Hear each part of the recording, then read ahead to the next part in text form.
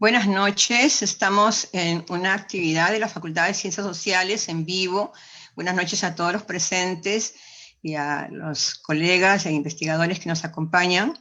Esta es una actividad de la Comisión del Bicentenario y más de la Facultad de Ciencias Sociales en colaboración con el Grupo de Investigación sobre Conflictos y Desigualdades. La Comisión del Bicentenario y más de la Facultad está ya hace más de un año en actividades conformada por colegas de diversas disciplinas y hemos llevado a cabo un ciclo de mesas virtuales que se llaman La República como promesa y las aspiraciones de las nuevas generaciones. El primer ciclo tuvo como 15 mesas que las pueden consultar en la web y hay reportes al respecto. Y esta mesa que forma parte del segundo ciclo que hemos iniciado estos meses y además en el mes del Bicentenario, la va a moderar y coordinar Omar Coronel, que comparte conmigo también la actividad, la coordinación del grupo de investigación JICO.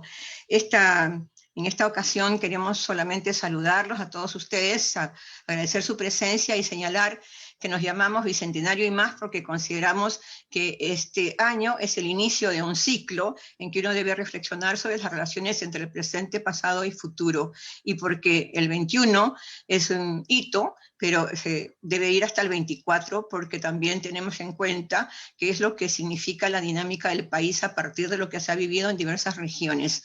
Como ustedes recordarán, hay la batalla de Junín, hay la batalla de Ayacucho, y entonces el año 1824 y ahora el 2024 significaría un periodo en el cual se van a desarrollar esas actividades. Eh, entonces les voy a dejar con Omar Coronel, quien va a presentar a la mesa y que va a conducir esta sesión. Omar, tienes la palabra. Muchas gracias, Narda. Buenas noches con todos, bienvenidos. Muchas gracias por acompañarnos a esta hora, a esta mesa de discusión sobre un tema importante, ¿no? Es un tema que hemos estado dándole vuelta muchos dentro del grupo de investigación interdisciplinaria en conflictos y desigualdades de la Universidad Católica, el JICO, que es sobre qué fue de la generación del Bicentenario, ¿no? De la celebrada generación del Bicentenario que tantos entusiasmos nos generó a muchos en noviembre del año pasado a partir de la revuelta, del estallido de protesta masivo que hubo en contra de la vacancia y la toma de poder del presidente Merino, ¿no? De quien se autonombró presidente. Eh, y sin embargo, nos quedan dudas sobre cuál es el rol que ha tenido la juventud en este contexto electoral, ¿no? Y no solamente en el contexto electoral, sino cuál va a ser el rol de los jóvenes en el contexto postelectoral que probablemente va a ser también bastante convulso, ¿no? Las imágenes, las protestas de estas últimas semanas, en las protestas de estas últimas semanas hemos visto jóvenes de distintos sectores, ¿no? Que no necesariamente, algunos marcharon juntos en las protestas de noviembre pasado y que ahora más bien están, digamos, en trincheras bastante opuestas, ¿no? Hay jóvenes que todavía reivindican la etiqueta de generación del Bicentenario, mientras otros más bien se autodenominan como generación contra el Bicentenario, otros aún critican a lo que ellos llaman la generación equivocada, ¿no? Desde posiciones un poco más conservadoras quizás. Entonces vemos una heterogeneidad que obviamente no estaba tan clara, que se intuía obviamente, pero que no estaba tan clara hace unos 8 meses. Entonces, para hablar de estos temas y otros, hemos reunido un panel interdisciplinario con sociólogos, antropólogos y politólogos para hablar de estos temas, ¿no? Entonces, hemos tenido la suerte de contar con Sandra Rodríguez, que es antropólogo, con Carmen Ilizarbe, que es politóloga, con Gonzalo Banda, que también es politólogo, y con Saraí Toledo, que es socióloga, politóloga también, ¿no? Ahora vamos en ese orden, digamos, a tener exposiciones de unos 10 minutos y luego vendrán unas preguntas. Vamos a ir recogiendo las preguntas que ustedes estén enviando por el Facebook de la Facultad de Ciencias Sociales de la Católica. Y claro, haremos algunas preguntas luego de estas primeras intervenciones de 10 minutos. Habrán luego respuestas de los expositores por unos 5 minutos. Y luego de eso ya vamos a pasar a una etapa más flexible de conversación a partir de temas de debate que seguro, ojalá, aparezcan en estas primeras intervenciones. Entonces, paso a presentar a Sandra Rodríguez, ¿no? Sandra es antropóloga por la Universidad Católica, actualmente estudia la maestría de Geografía en la Universidad de Cambridge. Coordinó con Musus Nolte el libro colectivo 2020, un libro hermoso sobre el estallido de noviembre. Entonces, te escuchamos, Sandra. Tienes 10 minutos. Yo cuando falten 3 minutos igual te paso la voz. Gracias, Omar, por la invitación y gracias también a las personas de Ciencias Sociales que han hecho posible este evento. Bueno, yo quería empezar diciendo que estoy contenta de estar en este panel con gente que respeto un montón y de la que siempre aprendo cuando la escucho hablar o cuando la leo. Y bueno, yo quería empezar, digamos, lo que yo quiero decir está organizado en base a 3 preguntas, que creo que la pregunta principal tiene que ver con entender cómo se narró lo que pasó en noviembre, y para entender cómo se narró lo que pasó en noviembre hay que entender primero qué es lo que pasó y en segundo lugar qué está pasando ahora. Creo que en noviembre se impuso en medio de la crisis política una serie de certezas y de discursos dominantes que dejaron poco espacio para la perplejidad, la incertidumbre o el no saber, ¿no?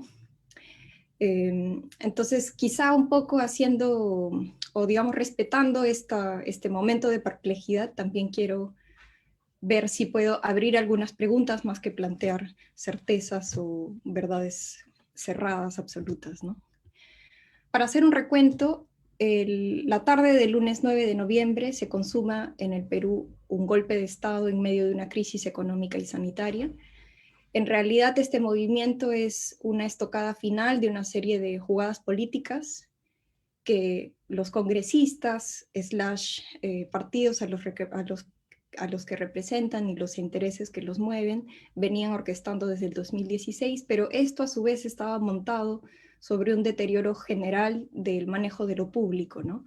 Creo que aquí los casos más resaltantes son Lavallato, Cuellos Blancos, y esto termina siendo expuesto en carne viva por el manejo de la pandemia, ¿no? Creo que siempre hay que subrayar que la pandemia es el momento de crisis mayor en el que noviembre toma lugar. Entonces, en pocas horas, Merino termina armando el esqueleto de un régimen autoritario, arma un gabinete encabezado por Antero Flores Arauz, que no tiene ningún ánimo de construir representatividad, y emprenden rápidamente acciones de desmantelamiento de la democracia y del Estado. En este contexto surge una condena inmediata, visceral, masiva, que creo que se puede pensar más en términos de un estallido social, ¿no? El lunes se inicia una jornada de movilizaciones que se termina extendiendo por 7 días y que se va intensificando a medida que se consolida la amenaza autoritaria y sobre todo a medida que se agudiza la represión.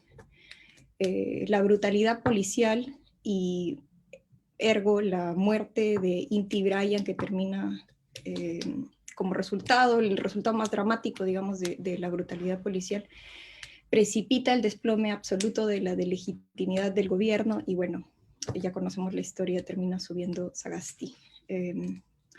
Noviembre, entonces, termina siendo la movilización más grande, descentralizada de nuestra historia reciente. Hay que recordar que casi el 40% de peruanos mayores de edad participan en las protestas a través de marchas, cacerolazos, redes sociales, y un 13% de la población sale a marchar, y estamos hablando de más o menos casi 3 millones de personas.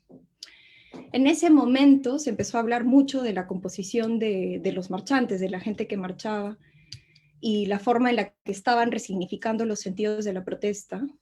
Y al ser la mayoría de las personas que marchaban jóvenes entre 18 y 30 años, se empieza a resaltar el uso de las redes sociales como un generador o como una infraestructura eficiente de difusión de información, coordinación para canalizar recursos a la movilización y una infraestructura eficiente para activar también redes de solidaridad con las víctimas. Y este uso extendido y también que, digamos, en la pandemia resulta también prioritario de las redes sociales, muestra que se terminan volviendo estos espacios de aprendizaje global de lenguajes de protesta, ¿no? Sin embargo, y ahí vienen mis preguntas, ¿hasta qué punto podemos decir que estos nuevos repertorios que vimos en las protestas de noviembre trazan un antes y un después en la sensibilidad política de lo que se llamó esta nueva generación? Y si bien se puede decir que las protestas en las calles fueron protagonizadas por jóvenes, ¿se puede hablar o decir que noviembre fue una movilización juvenil? Yo creo que no.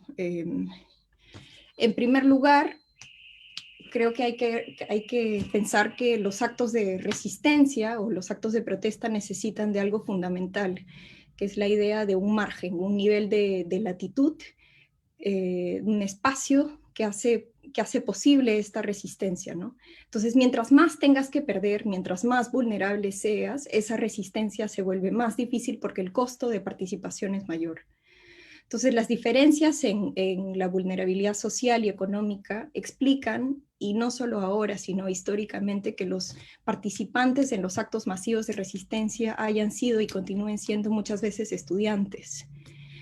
La emergencia sanitaria termina asfixiando aún más ese margen, ¿no?, para las personas adultas, condicionando de esa manera la composición de las protestas.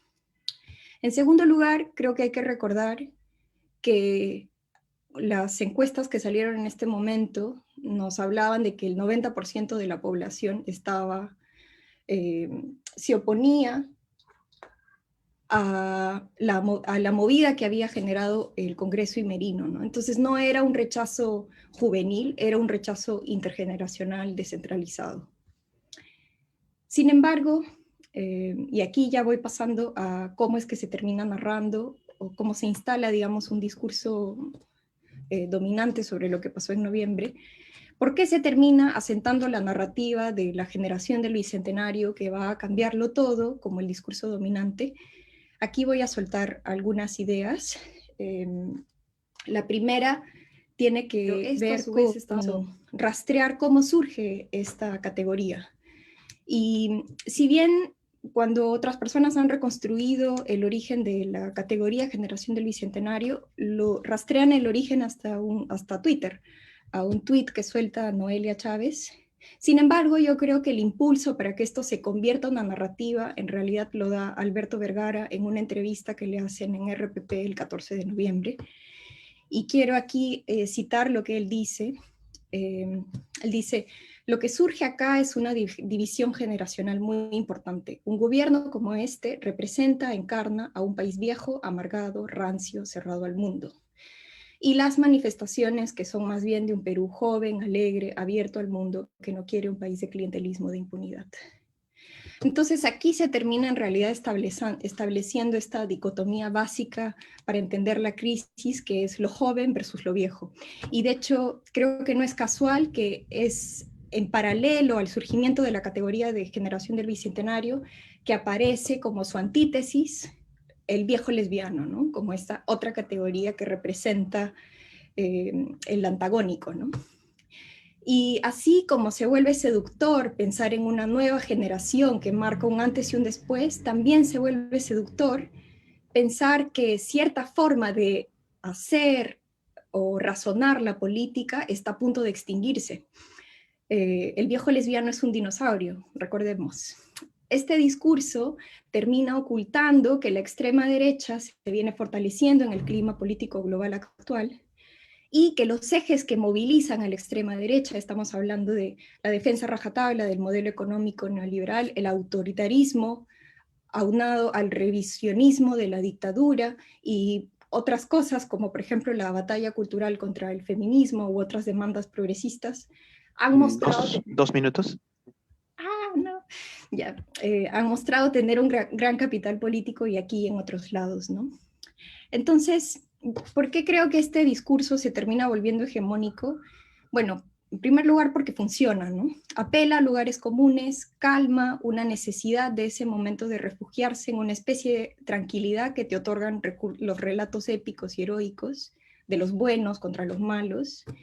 Y los medios, que ya están acostumbrados a tratar la política como un show, inician este ejercicio de diagnóstico y clasificación apoyándose en la legitimidad de ciertas voces autorizadas, académicas, con lo cual parecen decir, ya entendimos todo, y cuando ya entendiste todo, lo que queda es pasar la página, ¿no? Entonces, en ese sentido, es un discurso que funciona además porque es útil, porque impide en ese momento tener discusiones de fondo, y se termina abrazando porque se trata de una narrativa que no incomoda, que apela a sentidos de unidad nacional, que son inocentes, inofensivos, en la línea de construcciones de un nosotros nacional, que por ejemplo estaríamos aquí pensando en discursos tipo Marca Perú o aquellos que se construyen a partir del fútbol, que modelan esta idea de nosotros unificado, pero que en realidad aplana las diferencias, ¿no? Voy a tomarme un minutito para decir dos ideas, y con esto cierro. Que yo creo que es justamente por eso que el rótulo termina siendo criticado, por este ímpetu unificador, que mete en un mismo saco una diversidad de demandas, que al menos yo puedo distinguir dos tipos de demandas, ¿no? Las demandas restaurativas del orden democrático y las demandas redistributivas, por decirlo así, que además de indignarse por este fracaso de lo público, también hablan del fracaso de lo económico, ¿no? El fracaso de del mercado, en todo caso, para asegurar vivienda, trabajo, ni siquiera salud en un contexto de pandemia. Aquí yo siempre menciono, cuando he hablado de esto, que Norma Rivas, cuando habla de cómo se protestó contra Merino en Iquitos, se protestó en el mismo lugar, se hicieron vigilias para Inti Brian, y en el mismo lugar se estaban haciendo vigilias en solidaridad con las víctimas del COVID. Y por último quiero señalar que hay una paradoja, ¿no?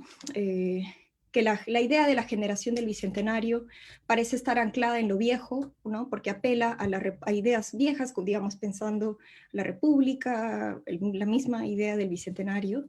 Sin embargo, es al mismo tiempo una narrativa que es deshistorizada de la protesta, y que por eso despolitiza y desmoviliza, ¿no? Porque al poner énfasis en lo nuevo, en esta articulación horizontal, global de los jóvenes a través de las redes sociales, pone un tapón en la posibilidad de articular esta movilización de manera vertical, es decir, anclarla en la historia. Y al hacer eso impide que, digamos, estas nuevas masas movilizadas se conecten con un acervo de movilización que tenemos, un acervo de movilización y resistencia que es histórico y que pueda servir de inspiración para generar ya no un estallido, sino, digamos, movimientos de protesta y resistencia más sostenidos y organizados, ¿no? Eso por ahora. Muchísimas gracias, Sandra. Gracias por las ideas centrales ahora. Disculpa que te haya tenido que cortar, pero sí, vamos a estar tratando de tenerlo alrededor por lo menos de los 10 minutos. Muchas gracias, Sandra. Y ahora pasamos con Gonzalo. Gonzalo Banda. Gonzalo es magíster en ciencia política, profesor de ciencia política, magíster en ciencia política por la Universidad Católica, profesor en ciencia política en la Universidad Católica de Santa María y en la Universidad Católica de San Pablo, en Arequipa, ¿no? También es columnista en el diario El Comercio y también en el diario El País, ¿no? Y ha sido creador del podcast El Sur Antisistema en el Comité de Lectura. Entonces, tienes 10 minutos, Gonzalo. Igual te paso 2 minutos antes, te paso la voz. Gracias, Omar, y gracias a todos los que se conectan para escucharnos. Gracias también a los que comparten hoy panel con nosotros, a Sandra, a Carmen, a Saraí, que vendrá luego. Creo que es un sano ejercicio, ¿saben? Repensar esto que en algún tiempo mitificamos, ¿no? Porque es verdad que cuando llegó noviembre y de pronto hubo esta especie de explosión, ¿no?, de movilización ciudadana, algunos nos entusiasmamos con este movimiento porque vimos, pues, tal vez, ¿no?, con ilusión, aquello que podrían ser la defensa de algunos intereses ciudadanos, ¿no? Ya que se ha hablado de Alberto Vergara dijo también luego, refiriéndose a esto, ¿no? Que podría tratarse de una especie de ciudadanía espasmódica, ¿no? Una ciudadanía que en algún momento, ¿sí? Producto del apasionamiento, sale a la calle y la toma, pero que luego había dos caminos, ¿no? O te convertías en Nicaragua o te convertías en Chile, ¿no? Y claramente terminamos tomando otro camino, ¿no? No el chileno, ¿no? Entonces, claro, uno se pregunta, y creo que también yo estoy muy de acuerdo con lo que acaba de decir Sandra, ¿no?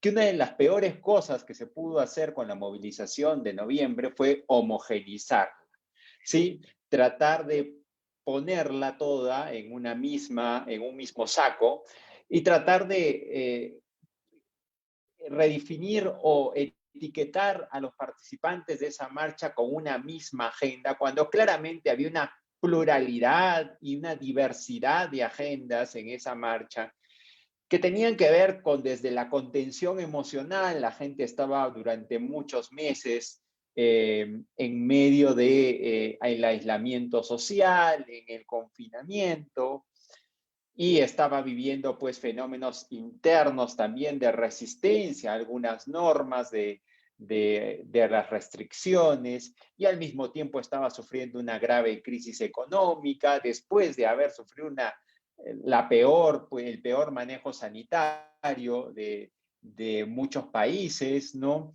Entonces, muchas personas tenían muchos muertos por los cuales gritar, muchos nombres por los cuales no solamente reclamar, ¿no? La palabra reclamo hasta me parece pues tímida en estos momentos, ¿no?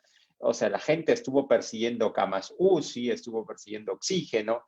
Entonces, en esa multiplicidad de demandas sociales surge este arrebato del Congreso, pues, ¿no?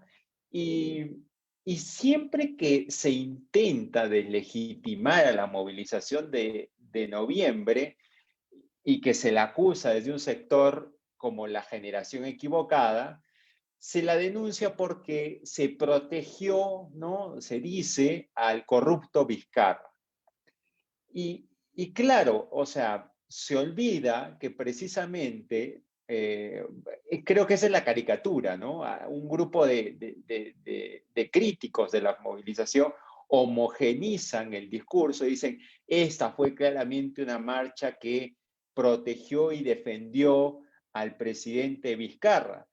Cuando uno revisa las marchas, por ejemplo, en el sur peruano, me acuerdo que grabé un episodio para el comité de lectura sobre las movilizaciones en Arequipa, en Puno, en Cusco. Eran bien diversas, ¿sí?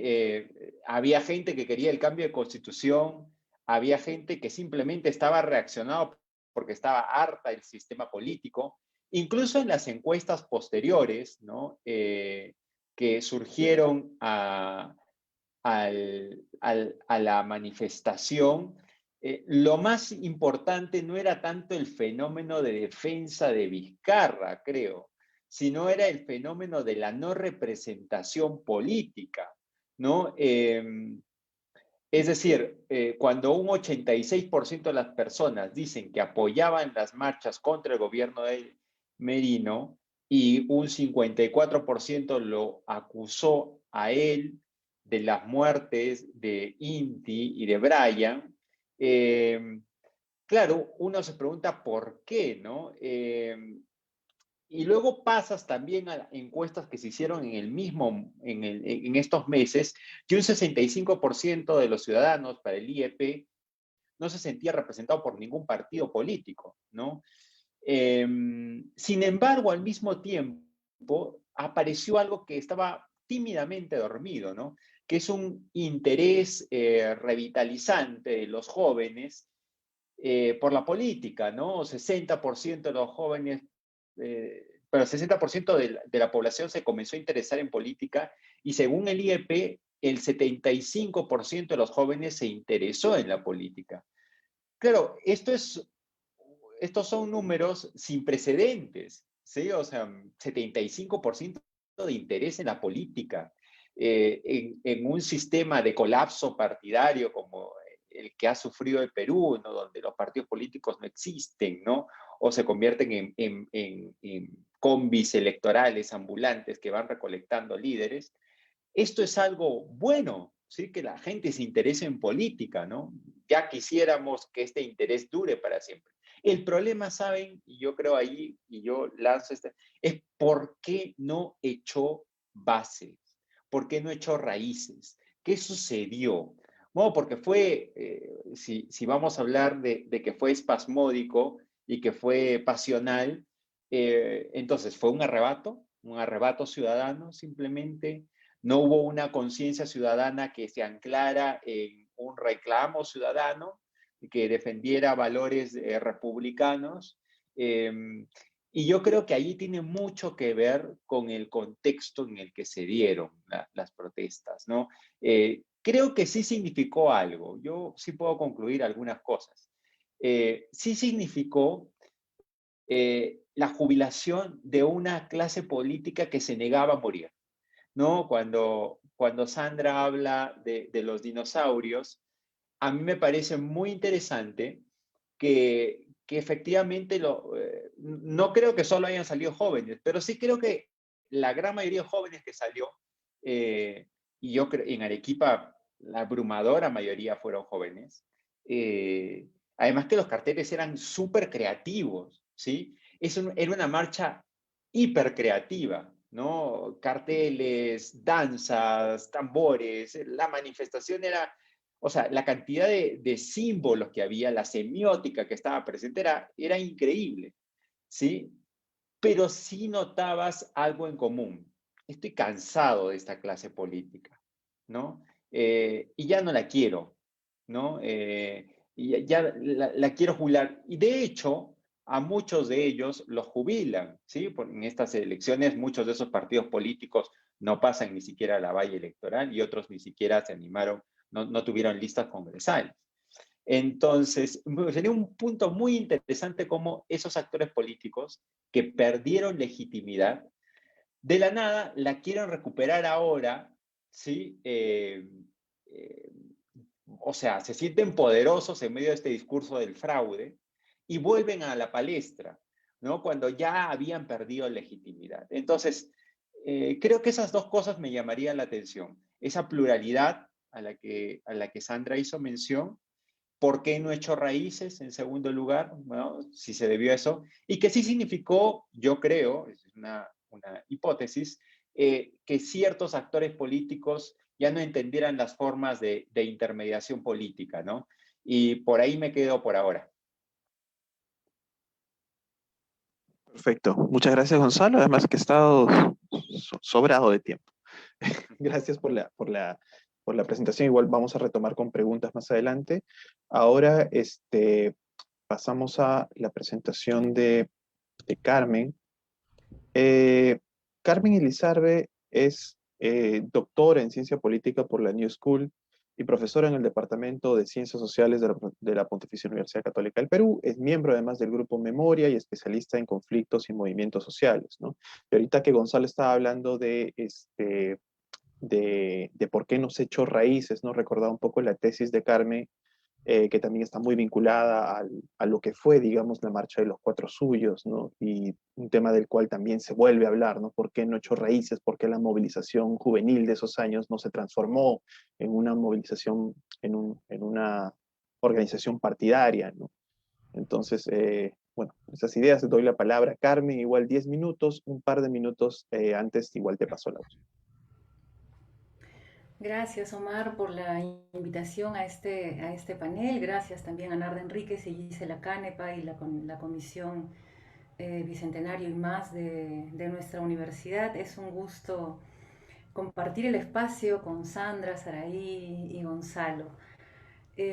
Yo quisiera reflexionar un poco sobre estos dos conceptos, generación y bicentenario, antes de acercarme a una lectura sobre la importancia, el impacto político de las protestas de noviembre del 2020.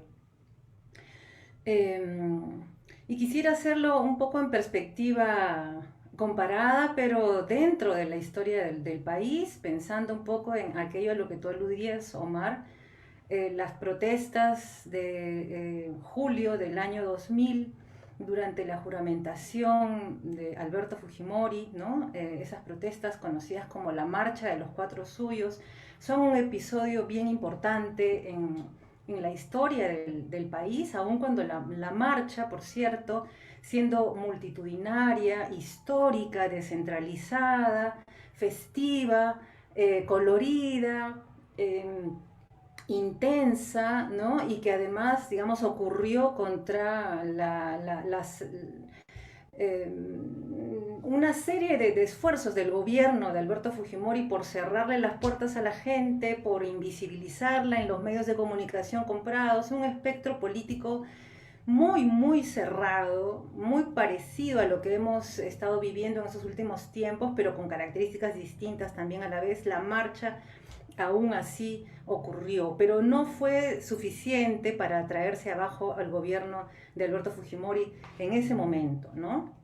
Entonces han pasado 21 años y mucha gente tenía la sensación de que se repetían una serie de sucesos. Yo también tuve esa sensación y claro, hay una serie de cosas diferentes y a la vez algunas continuidades que vale la pena remarcar, y yo quisiera proponer una comparación en ese sentido, ¿no? Porque, digamos, y ahí viene la importancia de pensar en el concepto generación, ¿no? Cuando hablamos de generación nos referimos un poco a una cohorte o a un grupo etario de personas que comparten experiencias de vida, condiciones de vida, también valores, los valores de una época, de un tiempo, ¿no es cierto? Y una serie de hábitos también, vamos a decirlo, usos y costumbres.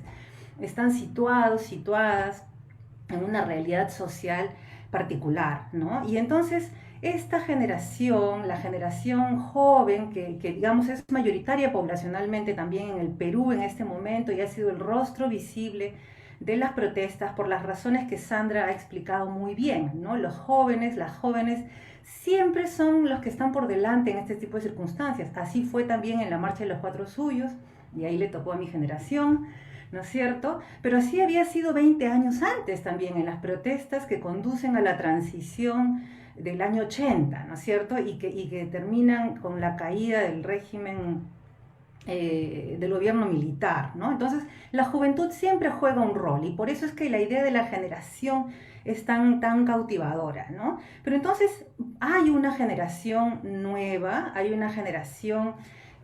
y la gran pregunta es si esta otra acepción del término, generar algo nuevo, va a ser posible a partir de las acciones de estos grupos que lideran las movilizaciones que ahora vemos, ¿no? Entonces, que una generación se constituya como tal, que deje huella, que marque, tiene que implicar en cierta medida que sea capaz de adoptar actitudes o un posicionamiento colectivo, ¿no es cierto?, que impulse algún tipo de cambio. Y entonces por ahí creo que se disparó la imaginación romántica de quienes han querido ver aquí pues un corte fundamental, ¿no? Como nos han planteado Sandra y Gonzalo, hay mucha más diversidad, pero también tensiones internas que no hay que soslayar. Y en eso creo que se parece mucho digamos, las generaciones nuevas que lideran las movilizaciones ciudadanas en estos tiempos, ¿no?, enfrentan los mismos retos, las mismas dificultades que mi generación cuando era joven y otras anteriores han enfrentado también de cara a lo que es el proyecto republicano, ¿no? Esta es una sociedad estratificada, segmentada, muy desigual, muy diversa y muy desigual. Y eso es una característica que ha marcado el país desde la fundación de la República. Entonces, así transito un poco a la otra gran categoría, esta idea del bicentenario, que nos ubica en una temporalidad mucho más larga, ¿no? Porque nos remite a la promesa de la fundación de la República, a la idea de una comunidad de personas libres, iguales, que son capaces de ejercer su ciudadanía plenamente, ¿no?, orientados por un bien común. Todo esto nosotros sabemos, lo hemos constatado con muchísimo dolor en la pandemia, estamos bastante lejos de lograrlo. Pero quizás sí hay un sentido que ha ido creciendo en el tiempo, ¿no? Y que, bueno, los historiadores pueden rastrear a los orígenes de la propia república también, o sea, es parte de la promesa de la vida republicana, ¿no? Y hay numerosas luchas sociales y políticas en nuestra historia para la ampliación de derechos, ¿no? Hay toda una historia importantísima de la movilización popular, de ejercicios de soberanía popular en el país que no hay que ignorar. Entonces, pero en este momento sí pareciera que hay un mayor arraigo en la ciudadanía más ampliamente entendida y en la juventud, pensaría yo también, una conciencia cívica muy fuerte, ¿no? Entonces, sí se observan en la historia reciente del país movilizaciones importantes que ponen por delante esto que Sandra identificaba como, digamos, las demandas restaurativas de la democracia, ¿no? Es decir, el ideal, la idea de sostener una democracia que además nos costó tantísimo defender en los años del conflicto armado interno, primero de Sendero Luminoso, que es responsable también por digamos, la precariedad de nuestras organizaciones políticas y sociales, el diezmo de una generación de líderes y lideresas políticos y sociales en esas décadas no debe ser soslayado, ¿no? Y entonces, digamos, venimos de 2 décadas de recuperación también del tejido social, del imaginario político, del crecimiento económico y de una democracia bastante raquítica, una democracia electoral, procedimental, pero que aún así se ha sostenido mal que bien, a pesar de la catástrofe en el sistema de representación, ¿no es cierto? Porque no tenemos partidos políticos propiamente, pero aún así esa dimensión electoral, procedimental, muy básica, muy inicial, se ha sostenido, ¿no?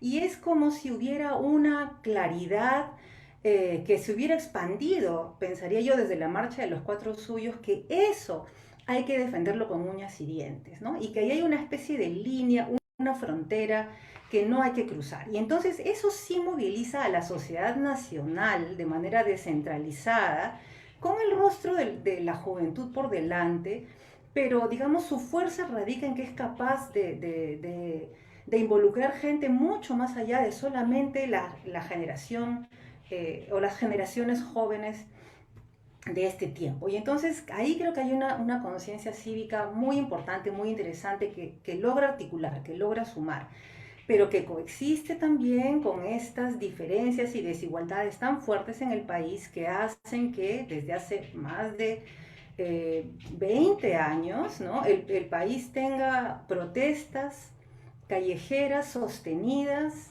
en todos estos gobiernos democráticos, localizadas, ¿no? La Defensoría del Pueblo mide desde el año 2004, desde el asesinato del alcalde Cirilo Robles en Islay, Dos ¿no? minutos, Carmen. Gracias. La Defensoría del Pueblo va rastreando mensualmente y sabemos que cada mes es un promedio de 200 protestas callejeras en el país por los últimos 20 años. Es así, ¿no? Y entonces esos reclamos se inscriben en general más bien en el campo de las demandas distributivas a las que aludía Sandra, ¿no? Entonces tenemos esta dicotomía muy fuerte de una conciencia cívica que no necesariamente va pareja con una comprensión de los retos que una ciudadanía muy desigual, ¿no? Con brechas bien conocidas, impone en el país, ¿no? Entonces el escenario no creo que ha cambiado tanto, las posibilidades, las perspectivas de lo que hay que construir quizás se han ampliado un poco con una conciencia cívica de una generación que ha disfrutado también una serie de ventajas, y con esto voy a terminar, que mi generación, por ejemplo, no tuvo, ¿no? Las condiciones de vida de quienes ahora son jóvenes y la mayoría poblacional del país son mucho mejores que las anteriores, ¿no? Pero también es el tiempo de la promesa democrática sobre el crecimiento económico, una serie de promesas no cumplidas, no efectivas, que quizás van pasando la factura, ¿no? Ahí me quedo por ahora. Ok, muchísimas gracias, Carmen. Entonces, ahora yo paso a darle la palabra a Saraí Toledo. Voy a hacer la presentación primero. Saraí es ya doctora en ciencia política por la Universidad de British Columbia. Actualmente se acaba de incorporar al programa de postdoctorado en el Centro de Políticas Públicas e Investigación Interamericana de la Universidad de Tulane. Es especialista en gobernanza en recursos naturales y es súper generosa porque ahorita acaba de aterrizar, me parece, del avión y se ha igual comprometido a seguir participando en este conversatorio. Así que muchas gracias, Saraí. Te doy la palabra igual 10 minutos y faltando un par de minutos te paso la voz. Muchas gracias, perdón por el retraso, pero creo que llegué a escuchar casi todo, me falta un poquito de Sandra, pero me lo han puesto difícil porque ya dijeron la mayoría de las cosas que tenía planeado. Pero bueno, yo quería empezar haciendo una comparación con lo que hemos visto en los últimos años sobre activismo político en la región, porque creo que nos puede ayudar a entender en dónde estamos parados. Entonces, en líneas generales, me parece que tenemos dos modelos en la región, que son, por un lado, los países donde hemos visto una movilización juvenil propositiva, o sea, donde se marcha o se moviliza o se generan movimientos sociales para empujar agendas. Los dos casos particulares que tenemos son los de Chile y los de Argentina. Las protestas de Chile por las mejoras en la calidad y en el acceso a educación del 2011 y luego durante el estallido social, el 2019-2020, también hay un protagonismo muy importante en Chile, juvenil, de muchos sectores sociales, socioeconómicos y con distinto nivel educativo. Entonces ahí ya tenemos una diferencia muy importante porque lo que caracteriza estos dos momentos de organización y movilización social son el empujar una agenda que otorga beneficios a varios sectores de la sociedad, ¿no? Sin importar si son chilenos de clase alta, si son clase media, están pidiendo un derecho universal. Otro ejemplo similar es de movilización propositiva, es el de Argentina, que para mí ha dado lecciones a la región con la movilización para la educación sexual y reproductiva y también para la legalización del aborto. Entonces tenemos una agenda feminista muy fuerte, otra vez, similares componentes. Se pide derechos, se busca integrar una agenda a la política desde la sociedad y se piden beneficios para sectores sociales de distintas clases sociales. Para mí esos son los dos casos más importantes donde vemos movilización propositiva. Los otros casos que tenemos son casos donde la movilización juvenil es más bien reaccionaria. O sea, está tratando de detener algunos procesos políticos o trata de frenar algunos eventos antidemocráticos. Los casos que tenemos en mente son, por un lado, el de Bolivia, ¿no? Con los pititas, que son los grupos juveniles mayormente de clase media, alta, universitarios en particular, de zonas urbanas, capitalinos, mucha movilización, principalmente en La Paz, pero también en otras zonas más pudientes como Santa Cruz, y esto es una movilización para evitar la reelección de Evo Morales y posteriormente, o a la par con esto luego de las elecciones, para evitar de que Evo Morales asumiera el poder. Entonces, ¿cuál es la diferencia clave aquí? Es de que es un sector en particular socioeconómico, con cierto nivel educativo, de la juventud y que no necesariamente se expande a la juventud de otros sectores sociales o de zonas rurales. No quiere decir que esa movilización sea negativa, al contrario, pero hay una distinción muy clara porque una logra meter una agenda en la política, mientras que la otra solamente está tratando de frenar un proceso político. Me parece que hay un caso mixto que es el de Brasil, donde observamos un poquito de ambos. Hemos tenido movilizaciones juveniles de distintos sectores sociales en Brasil para evitar los recortes en el sistema público universitario. Y después hemos tenido también movilizaciones juveniles que incluyen a movimientos feministas y movimientos que reivindican minorías étnicas o juveniles y pidiendo justicia por el asesinato de Marielle Franco. Entonces, eso es una movilización un poco más reaccionaria, pero me parece que es mixta porque también trae una agenda feminista, ¿no? Para mí, Perú se localiza en el segundo grupo, el grupo de movilización reaccionaria. Y esto, en realidad, nosotros estamos contextualizándolo alrededor de movilizaciones juveniles, pero es el patrón que nos caracteriza en las protestas y movilizaciones en Perú. Y yo he oído hablar en Vancouver a Carmen Elizarbe sobre las protestas socioambientales, los conflictos socioambientales en Perú, y es verdad, siempre son reaccionarias contra un proyecto, contra una extracción, contra la actividad ya sea de un privado en particular o de una actividad en particular, de una actividad específica del Estado. Lo mismo podría decir sobre las movilizaciones que sucedieron contra Merino, y disculpen si es que estoy repitiendo algo que de repente ya dijeron los anteriores panelistas y me perdí, pero creo que tienen la particularidad que son reaccionarias.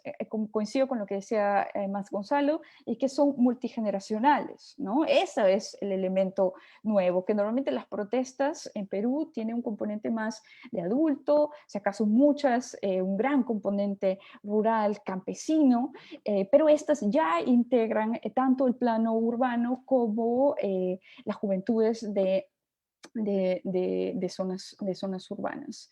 Entonces, creo que aun cuando hay una activación política, esta solamente es reaccionaria. ¿Y por qué estoy repitiendo este punto? Es porque nosotros decimos, bueno, o esta es una de las preguntas del panel, es ¿a dónde va a ir a esto? ¿O a dónde va a desencadenar? ¿O qué expectativas y sueños podemos tener al respecto de esta movilización? Pero lo reaccionario se queda ahí, ¿no? Está impidiendo determinadas decisiones políticas, está impidiendo que se violen principios democráticos. Entonces, de por sí, no tiene como finalidad proponer una agenda. Esto creo que pone mucho más en contexto o nos ayuda a entender a dónde podrían ir nuestras esperanzas sobre la generación del Bicentenario. Y sin embargo, no todo es negativo. Yo creo que lo que hay que pensar aquí es que las teorías básicas de movimientos sociales nos dicen que nosotros tenemos que también tener un cierto grado de organización que no tiene la juventud en Perú, porque ¿qué puede tener en común la juventud de Lima con la juventud de provincia? Y a veces cuando yo digo Lima generalizo un montón, pero yo pienso en Lima basada en 4 distritos, ¿no?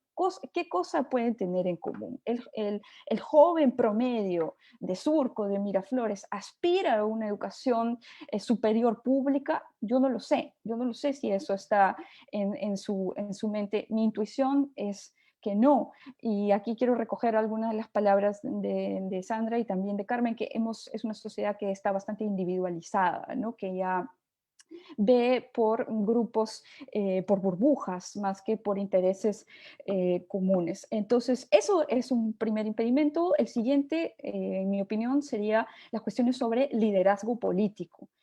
También las características de los casos chilenos y los casos argentinos es que hubo líderes políticos que abrazaron las agendas para los jóvenes y que podían enmarcar. Entonces vale la pena movilizarse y continuar una movilización cuando tú tienes representantes en la esfera política pública y cuando hay objetivos claros para alcanzar, ¿no? Donde tú puedes decir, ok, vale la pena este esfuerzo, este sacrificio, porque voy a alcanzar una recompensa inmediata. Particularmente yo no creo que los políticos hayan abrazado agendas juveniles, ni siquiera aquellos que se autodefinen como jóvenes, ¿no? La primera persona que a mí se me viene a la mente es Luciana León, ¿no?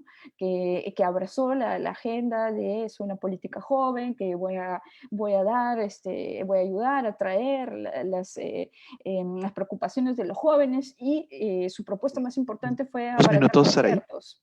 2 minutos.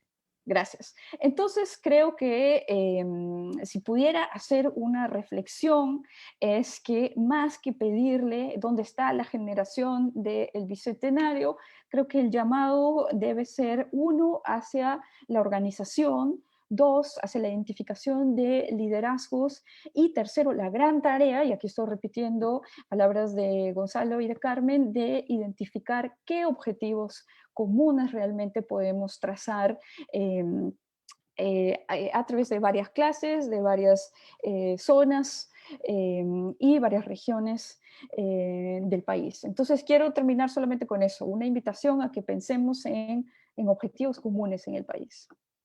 Gracias.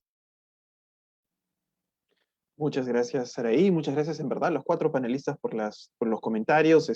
Muchas de las ideas que han comentado, algunas, mejor dicho, son ideas que hemos estado dándole vueltas en el JICO y que nos parece interesante ahora debatir, conversar con ustedes.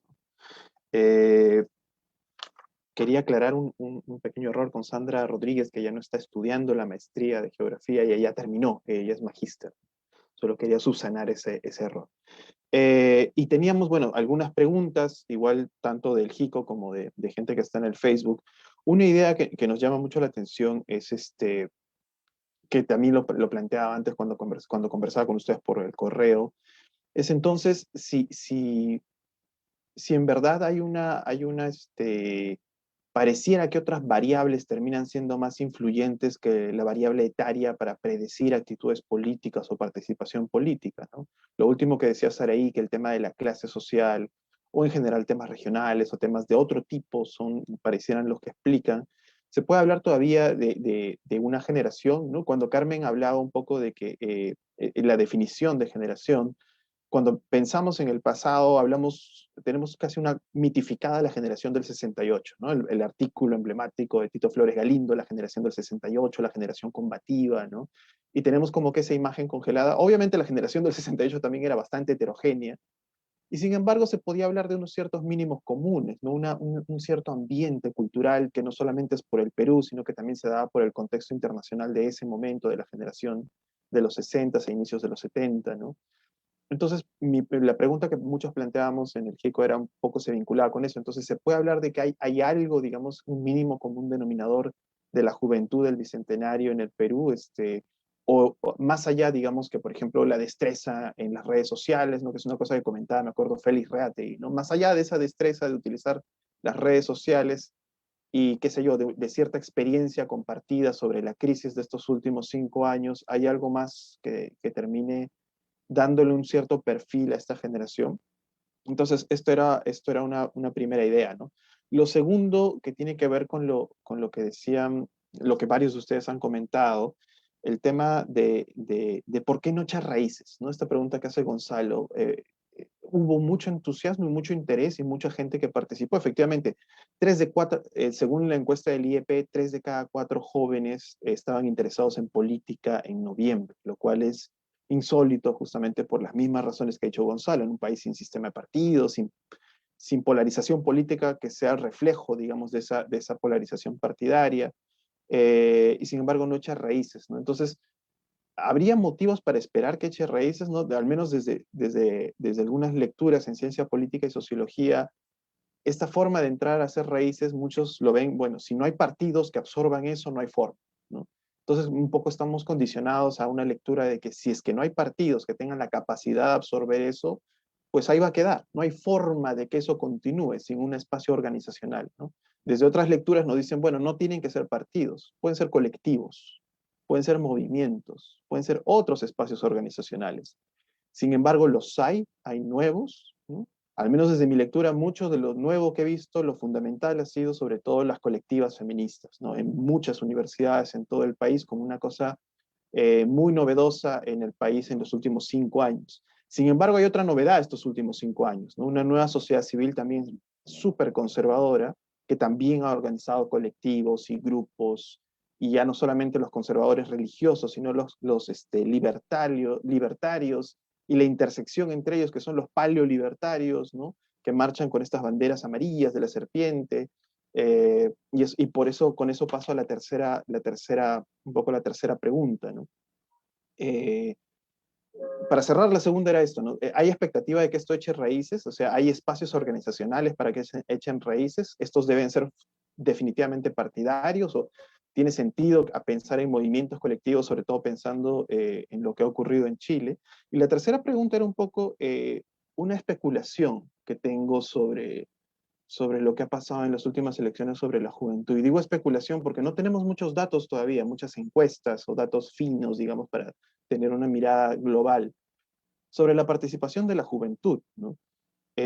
Yo, como Gonzalo decía al inicio de esta conversa, antes de que estuviéramos al aire todos, estoy muy interesado en seguir las protestas, sobre todo en este último periodo postelectoral he estado tratando de mirarlas, a veces he ido también a algunas de ellas, y una cosa que he notado sí es que en las protestas de las protestas en apoyo, digamos, a Pedro Castillo, sí hay un factor etario que tiene que ver con algo más multietario y sobre todo gente mayor, al menos en Lima, lo que he visto, probablemente hay otra lectura en el sur, no sé, pero en Lima al menos esa composición etaria ha sido multietaria y con mucha gente adulta, mayor, digamos, marchando en apoyo a Castillo.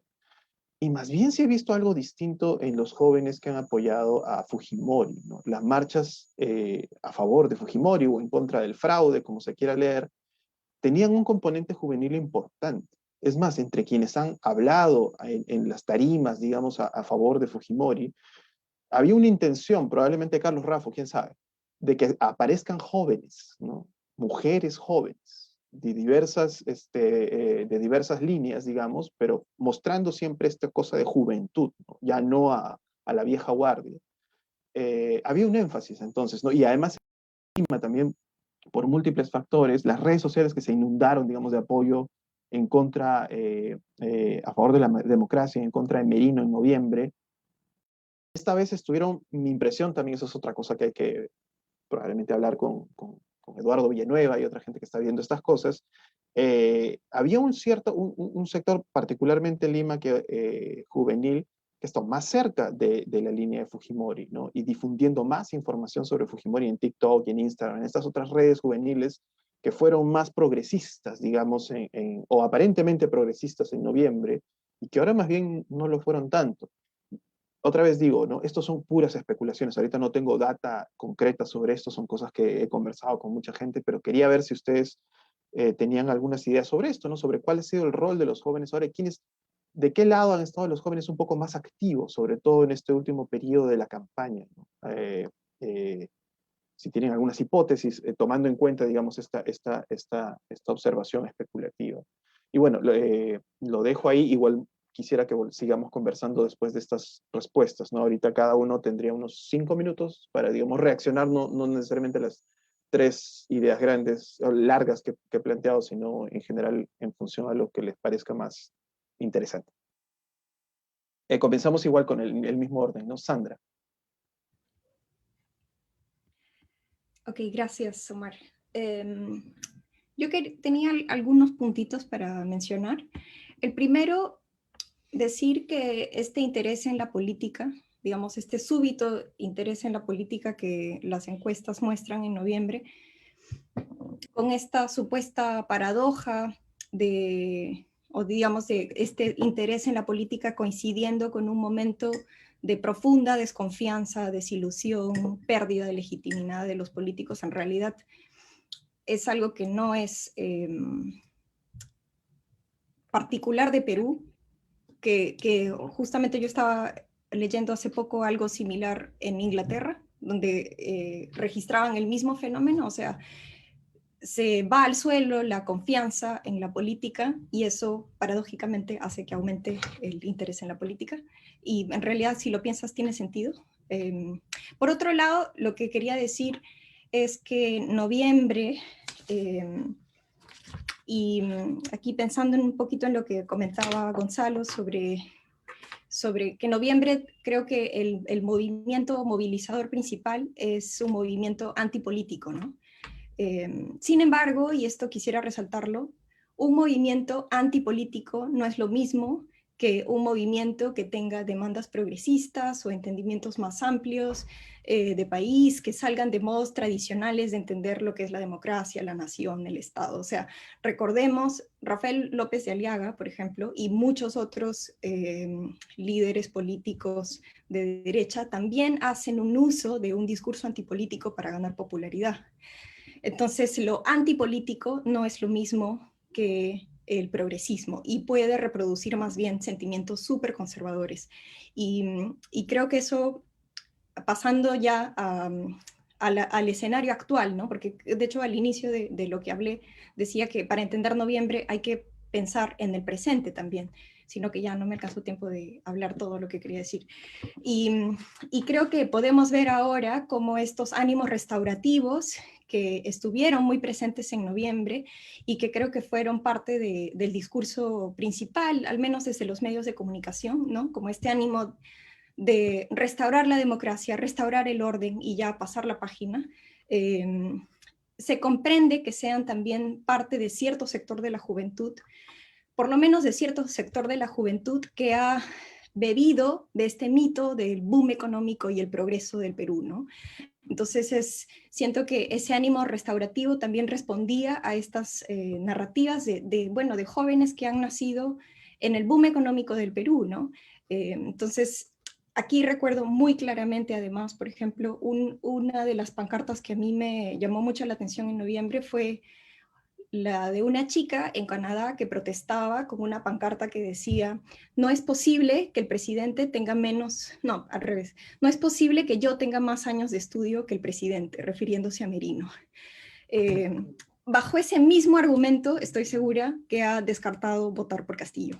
Es decir, los mismos argumentos conservadores, racistas, clasistas, y que más bien, digamos, y en ese sentido empata un poco con la dinámica actual, porque creo que este discurso de la generación del Bicentenario, yo he estado yendo en este último mes a las marchas en el centro, las marchas de Keiko y las marchas o las vigilias que estaban afuera del Jurado Nacional de Elecciones, y algo que yo puedo notar, digamos, o algún continuum que puedo rastrear hasta noviembre es que en la marcha de Keiko, además de la presencia juvenil que tú rescatas, hay una apelación, se apela a repertorios similares a los que se apelaron en noviembre, es decir, símbolos similares, la bandera nacional, el escudo.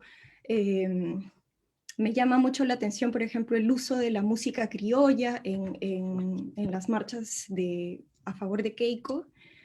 Y bueno, tú lo que ves ahí es blanco y rojo, ¿no? Blanco y rojo, Keiko llamando a que la gente cante el himno nacional, un entendimiento de la nación que es aplanador y borrador de diferencias. En ese sentido yo trazo cierta familiaridad con cómo se moldeó este discurso dominante en noviembre, ¿no?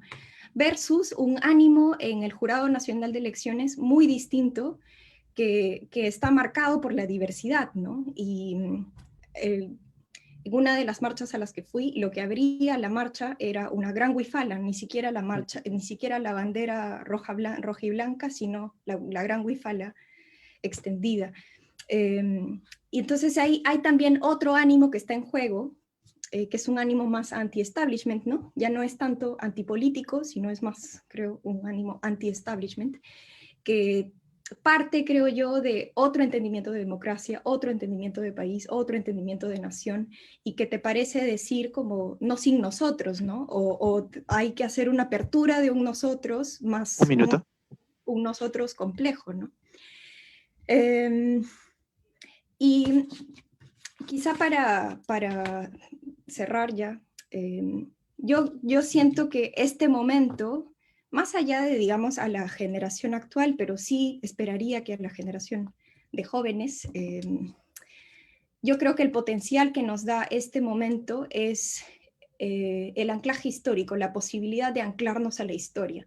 Y aquí quiero mencionar muy brevemente una anécdota que le escuchaba a Marco Avilés recién contar sobre cómo a él le era casi imposible comunicarse con su abuela, porque su abuela estaba prohibida de hablar quechua en su casa y le era difícil hablar en español, entonces él casi no tiene recuerdos de haber hablado con su abuela. Así como creo que hay un potencial a nivel individual de hacer tu anclaje histórico hacia atrás, que es como un anclaje hacia adentro, siento que este momento te ofrece esa posibilidad. Y lo digo no solo porque siento que estamos viviendo un momento histórico con la llegada de Castillo a la presidencia, sino porque creo que es una emoción que trasciende y traspasa a la figura de Castillo. Y lo veo en las vigilias que están alrededor del Jurado Nacional de Elecciones. Es un anclaje histórico profundo, ¿no? Tienes a Tupac Amaru, Micaela Bastidas, Arguedas. No es esta cosa que se ha celebrado de la generación actual, de anclarse con lo global, de pensar en las redes sociales, etcétera, sino es otro tipo de anclaje que te da otro tipo de solidez. Y yo creo que desde ahí se puede construir un montón. Eso sería. Gracias. Chévere. Muchas gracias, Sandra. Súper interesante. Gonzalo, te escuchamos igual por unos 6 minutos. Sí, a Sandra también le di 6, así que voy a tratar de estar con 6 minutos por lo menos para cada uno. Ok. Gracias, Omar. Hay muchas cosas que has dicho que son muy interesantes. En primer lugar,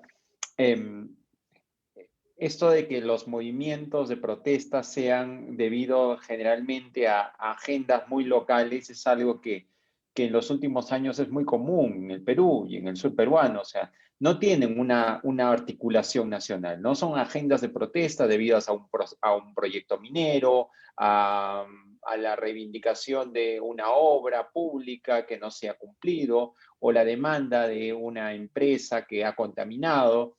Es decir, los líderes de la protesta no articulan esa protesta con una demanda regional, si quieres verlo por lo menos, y ya no te digo nacional, eso ya es una cuestión imposible, ¿no? Cuando uno habla pues de los movimientos incluso revolucionarios peruanos, ¿no? Y para hablar de Arequipa, por ejemplo, ¿no? Sí había una pretensión de que ese escalamiento de la protesta llegue a formar parte de un proyecto nacional, ¿no? Incluso tomar el poder era uno de los medios más comunes en la articulación de esas protestas de hace 60, 70 años, ¿no? Hoy no, hoy, digamos, la protesta es muy local, se defienden ciertos intereses, se acaba, digamos, esa fuente de protesta y se agota, ¿no? Lo vemos en Tía María, lo vemos en varias de estas protestas, ¿no? Entonces, la dificultad de escalar hacia un escenario nacional es la dificultad de articular esa pluralidad de intereses diversos para por lo menos tener incluso si es que el interés es que promover un modelo de desarrollo alternativo donde la minería no sea el centro, pues debería de haber una propuesta política que guíe todo eso, ¿no? Pero eso me lleva a anclarlo en un segundo argumento, que es, ¿por qué no echar raíces? Y no echar raíces porque, como bien dices, el Perú, pues, un sistema de colapso de partidos políticos, y cuando tú ves las movilizaciones de noviembre, tú lo que ves es un movimiento anómico, anémico por momentos, ¿no? O sea, que se presentaba como tal, y acéfalo. No había una representación política, ¿no? Te puedes a pensar en Chile y en Argentina, si había políticos que canalizaban y que capitalizaban ese movimiento, ¿no? En Arequipa, en Puno, en Cusco, tú no veías que los políticos se metieran en la protesta. Incluso cuando se quisieron meter algunos, fueron como que retirados, ¿no? Apartados. Había como que un desánimo de que participaran esos actores políticos, y yo interpreto eso como que evidentemente lo que había allí era un recelo de la política, ¿no? En general, de que esa generación de políticos nos ha metido en el mismo problema. Ahora, ¿qué diferenciaba, digamos, esa protesta de la protesta que puede haber defendido el voto de Castillo? Es que era una protesta muy políticamente correcta, ¿sabes? ¿Por qué? Porque era muy mainstream participar. O sea, si tú participabas en la protesta de noviembre, era una cosa bien vista, ¿entiendes? Porque participó Gianmarco y porque participaron otros artistas y porque iban y se tomaban hashtag y lo subían en su Instagram. Entonces era una cuestión que lo hicieron muchas actrices, cantantes. Entonces, claro, una protesta en donde era muy cool manifestarse, ¿sí? Por eso yo digo que era una protesta donde yo sí he visto un componente juvenil, pero un componente juvenil de clase media, si quieres verlo, ¿no? Muy distinto al componente de la manifestación que defendió el voto de Castillo en estos últimos 2 días, que ha sido un componente evidentemente con un componente de gente de más de 30, 40 años, que se han autoconvocado, que han sobrevivido en base a la solidaridad y a la donación de bienes, de arroz, azúcar, que llegaban de otros lados, gente que llegaba para reemplazar a otro. Esto es muy común en las movilizaciones sindicales. Es muy común, ¿no? Llegas una semana y luego vienen tus otros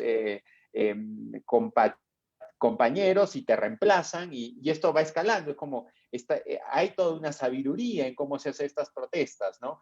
Pero no era, pues, no era una movilización políticamente correcta, digamos, como entendiendo lo políticamente correcto, como que participar en la marcha de noviembre estaba bien visto si eras joven, ¿no? Eso es algo que a mí me llamó muchísimo la atención, ¿no? Y creo que parte de ese discurso políticamente correcto lo encapsula la derecha. ¿Entiendes? En este último rush final de la campaña. Porque algunos influencers, algunas personas, especialmente en Lima, toman postura por la defensa de Keiko Fujimori, especialmente después de, yo no sé si estarán de acuerdo conmigo, de unas declaraciones sobre Castillo, sobre el feminicidio. Esto genera un resentimiento en algunas actrices que publican historias de Instagram en contra de Castillo. Entonces, claro, esto se vuelve, ahí se canaliza también otros vehículos, ¿no? Podría ser un discurso clasista, racista. Hay un montón de cosas que escapan a mí en este momento a decir, pero sí creo y coincido contigo que sí ha habido un refuerzo de este grupo generalmente pro-establishment, de juventud, incluso con un liderazgo más renovador que en el lado de Castillo, ¿no? Ok, muchas gracias, Gonzalo. Carmen, unos 6 minutos. Te paso la voz faltando un minuto. Ya, gracias.